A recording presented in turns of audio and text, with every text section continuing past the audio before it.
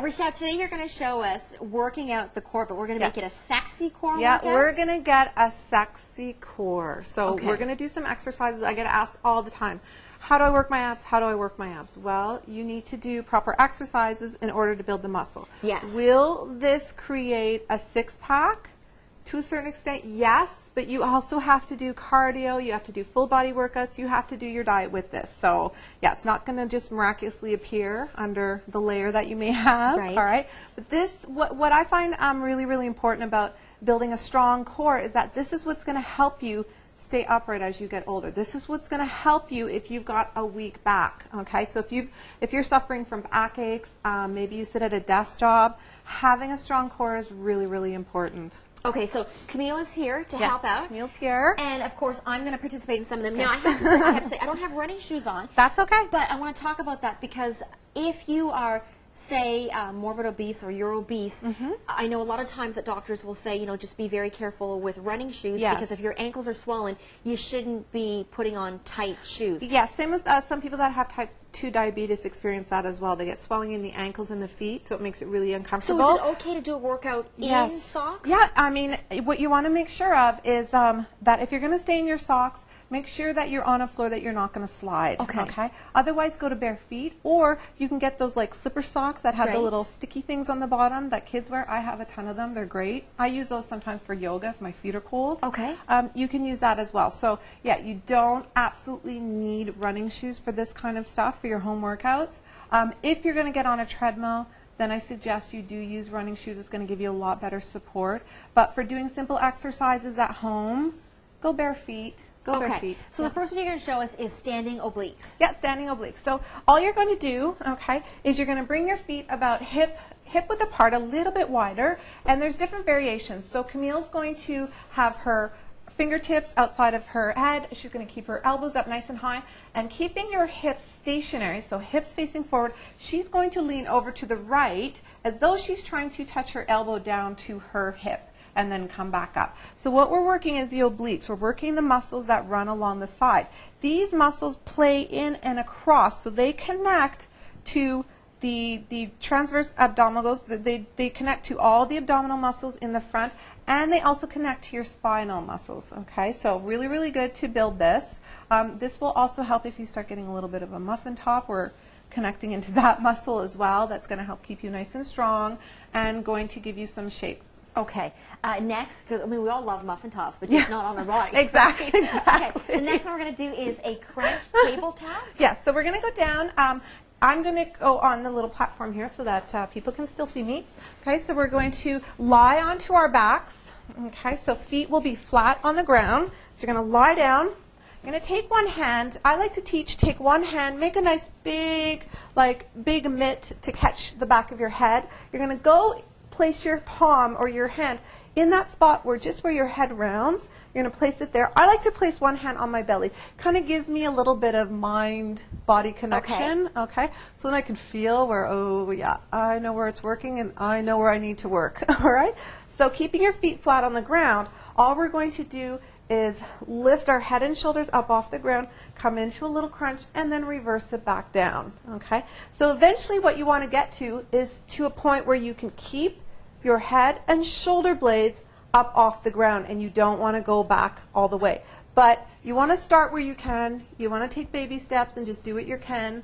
Okay. Make sure too that you're not pulling. You're not using your hand to help you up. You want to press your head back into your hand so it creates a little pillow. If your neck starts to get sore, just take a little break, turn from side to side, and go back into it. So continuing with the crunch, what you guys are going to now do is bring your knees up to 90-degree angles. Okay. So your calves, your shins are going to be parallel with the floor. You're going to keep crunching up. So that just brings your lower abs into play. All right. You want to flex the feet so that your legs stay active. I tell my clients to squeeze their inner thighs together. This brings your legs into the workout as well. Okay? And you really can feel the core getting worked out at this point. Yes. It doesn't take a lot. Little variations of the exercise. Now all we're going to do is we're going to hinge at the hips and tap the heels down to the ground. Okay, so you still stay in that 90-degree angle, and you're just tapping down and back up, and you want to keep crunching up. So what you want to do is when you tap down, you release your shoulders down. When you come back up, you lift your shoulders up off the ground. Now you can take a little break. Poor Camille gets to advance this. So what she's going to do now is she's going to tap down, hold it, and then she's going to tap 3 in front. So you're going to tap, and then tap, and then tap, and then bring it back up. And then tap, tap, tap, bring it back up. Now she's going to hold her head and shoulders up for this and continue with that tap movement. And she's going to feel this. Camille's like, can we stop? Good. Take a little break. Well, here's some good news, Camille. We've got about 4 minutes, Richelle. Okay. So what other ones would you think? So let's go into plank toe rolls. Okay. Those are really good. So you guys are going to get into a full plank. All right. Okay. So you're going to come onto your hands and knees, okay? If you're first starting out with plank, just come into a half plank, okay? So you're going to stay on your knees for this. Otherwise, you're going to curl your toes under and extend your legs straight. So curl your toes under? Yeah, tuck your toes under. Okay, and even with socks on, right? Even with socks, yeah. You should be fine. Otherwise, go to bare feet if you're slipping. Okay. You want to make sure that your hands are stacked right underneath your shoulders and elbows, okay? You want to engage through your abs, so pull the pit of your belly in, lift your hips up a little bit, tuck your tailbone under, look a little bit forward, and we're going to roll forward on our toes, okay? So you're going to roll forward on your toes. So we're going to keep this up, okay? And you're rolling forward. No, you're not dropping your knees down. You're coming onto the tips of your toes. So you're rolling yourself forward. Good. And forward. I can feel her shaking. She's like, let me go. Okay, so that's one version. You can play with that. Okay, you can take a little break. Richelle, if you're a beginner like me, getting back in the routine, you can really feel it up here. You're going to feel that. There's no doubt. Plank is one of my favorite exercises for the core. There's so many versions that you can do, and it really, really works the deep muscles. So another version in the plank that you can do, and you can play with, there's so many things that you can do. You can walk your feet out wide, okay? Walk them back in. You can lift one leg up and tap it down. There's so many things. You can hold it. You can bring your knee to your elbow. There's lots of things that you can do. And again, the nice thing about this, it's just a yoga mat we're using, Richelle. Just a yoga mat, some simple exercises. You know, you want to stretch as well after. Okay. All right. So for a stretch, you would just lie onto your back. Okay.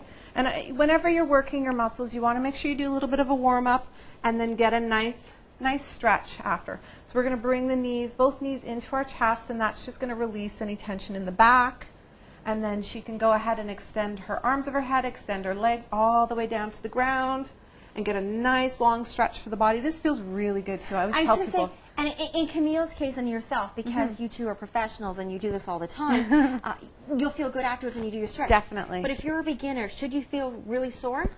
You will feel this. You know, you might feel this the next day and definitely the day after, okay?